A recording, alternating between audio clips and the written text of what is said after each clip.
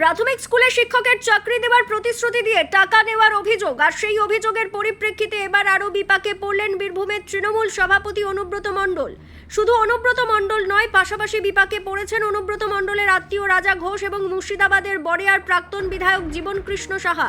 মারাত্মক এই অভিযোগের পরিপ্রেক্ষিতে কল্যাণ ঘোষ নামে এক ব্যক্তি সিউড়ির সিজেএম আদালতে মামলা দায়ের করেন। যে ঘটনায় সিউড়ি থানার পুলিশ তদন্ত করার পর অনুব্রত মণ্ডল, জীবন কৃষ্ণ সাহা সহ মোট 6 জনের বিরুদ্ধে রিপোর্ট জমা দিল। এই মামলায় 2টি জামিন অযোগ্য ধারা রয়েছে। জানা গিয়েছে, কল্যাণ ঘোষ নামে এক ব্যক্তি সহ তার আত্মীয়ের কাছ থেকে জীবন কৃষ্ণ ঘনিষ্ঠ ও অনুব্রত ঘনিষ্ঠ কয়েকজন 2017 সালে টাকা নেয় প্রাথমিক শিক্ষকের চাকরির জন্য। তাদের নিয়োগপত্র দেওয়া হয়, কিন্তু কোনো পোস্টিংয়ের জায়গা উল্লেখ না থাকায় তাদের নিয়োগ হয়নি।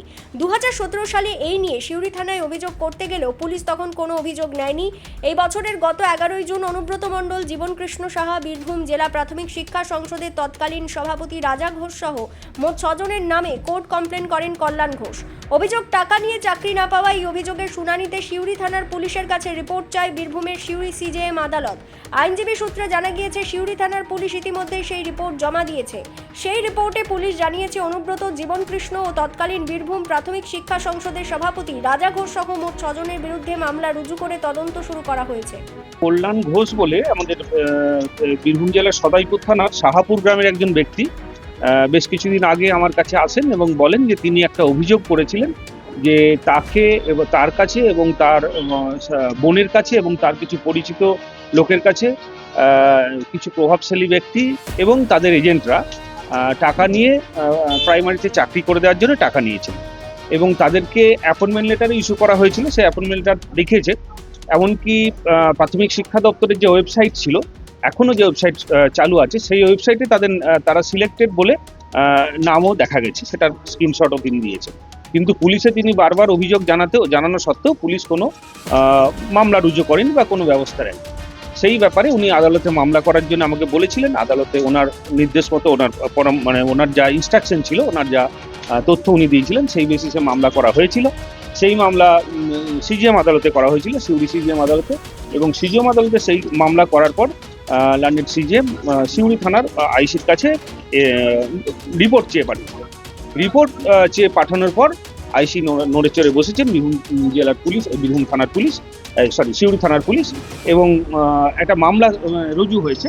সেই মামলাটার নাম্বার হচ্ছে সিউড়ি পিএস কেস নাম্বার 454/26, যেটা 17/7/26-এ রুজু হয়েছে মামলাটা। এবং সেখানে আসামি অন্যান্য যারা আছে তাদের মধ্যে রয়েছেন শ্রী অনুব্রত মণ্ডল, জীবন কৃষ্ণ সাহা, যিনি মুর্শিদাবাদ জেলার বড়োয়ার এমএলএ ছিলেন, এবং রাজা ঘোষ, যিনি সেই সময় চেয়ারম্যান ছিলেন সিউড়ি ডিপিএসসি। তাদের বিরুদ্ধে মামলা করা হয়েছে এবং অভিযোগপত্র এরপরে আপনারা অনলাইনে আপলোড হলে পেয়ে যাবেন, সেখানে বিস্তারিত বিবরণ লেখা আছে। অভিযোগ আদালতের আবেদনটা কোর্টের কাছে করেছিলেন, হ্যাঁ, আবেদনটা কোর্টের কাছে করেছিলেন যে পুলিশ আজ পর্যন্ত তার মামলা গ্রহণ করেনি বা কোনো মামলা রুজু করেনি। আদালত রিপোর্ট চেয়েছিলেন সিউড়ি থানায় আইসির কাছে। সিউড়ি থানা জানিয়েছেন যে 17/7, মানে জাস্ট 3 দিন আগে মামলাটা রুজু করা হয়েছে।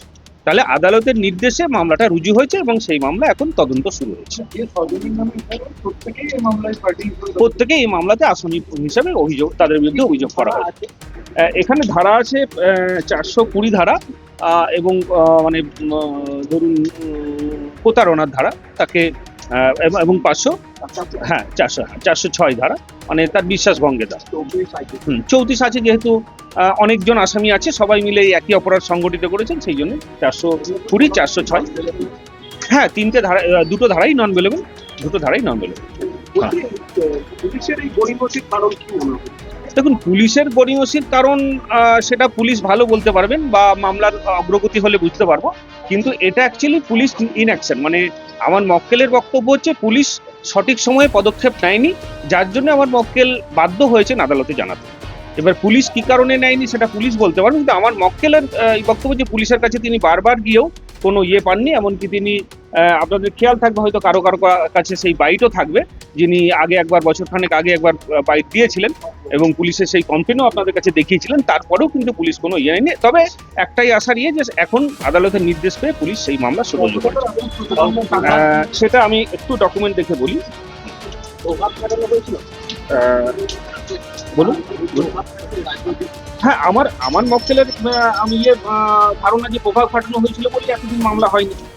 আচ্ছা, এখানে আমরা যা পাচ্ছি,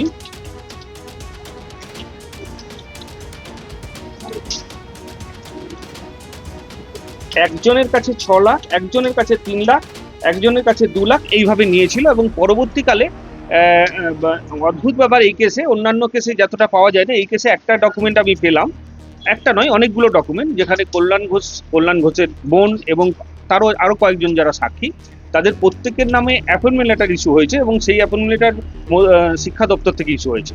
সেখানে যা রয়েছে, শুধু প্লেস অফ পোস্টিংটা ফাঁকা রয়েছে এবং এদেরকে, আমার অভিযোগকারীকে এবং অন্যান্য ব্যক্তিকে বলা হলো যে আরো কিছু টাকা দিলে তবে প্লেস অফ পোস্টিংটা দেওয়া হবে। সেই জায়গায় তারা পিছিয়ে গেছেন, তাদের সন্দেহ হয়েছে যে এরকম কোনো অ্যাপয়েন্টমেন্ট লেটার কিভাবে ইস্যু হতে পারে যেখানে কোনো প্লেস অফ পোস্টিং নেই। প্লেস অফ পোস্টিংটা ব্ল্যাঙ্ক, বাকি সবকিছু ঠিক আছে। এই মুহূর্তে তারা চাকরি পাননি বা চাকরি করছে। কেউ চাকরি পায়, অথচ তাদেরকে বলা হয়েছিল কয়েকজনকে রেখে, যেমন একজনের নাম আমি করতে পারি, প্রসেনজিৎ ঘোষ, হ্যাঁ, উত্তম ঘোষ, এরাও আসামি আছেন যারা ডাইরেক্ট টাকাটা নিয়েছেন ওনাদের নাম করে। সেখানে উত্তম ঘোষের স্ত্রী বা তার পরিবারের লোকজন চাকরিতে পেয়েছেন এবং সেটা দেখিয়ে যে দেখো আমাদের বাড়ির লোকজনের চাকরি হয়েছে, তোমরাও টাকা দিলে চাকরিটা হবে। ঘটনাটা 1 মিনিট বলে দিই। এটা 2017 সাল থেকে শুরু হয়েছে, পরপর সিরিজ অনুযায়ী তারা টাকা নিয়েছে। দেখুন, এই অ্যাপয়েন্টমেন্ট লেটার তাদেরকে এখানে যেটা রয়েছে, আমাদের বিপিএসসির যে অফিস রয়েছে সিউড়িতে, সেখানে ডেকে দেওয়া হয়েছে এবং সেই অ্যাপয়েন্টমেন্ট লেটারের কপি আমরা দিয়েছি, on India government service memo number দিয়ে করা হয়েছে এবং শুধু তাই নয়, সেই সময় ওয়েবসাইটে সেটা শোও করা হয়েছে। জাল বলা যাবে না। এবার অ্যাপয়েন্টমেন্ট লেটারটা ওটা এই মুহূর্তে আমরা তো আদালতে জমা করেছি, ওটা পরবর্তীকালে বোঝা যাবে, দেখে আমি জানাবো। ঠিক আছে।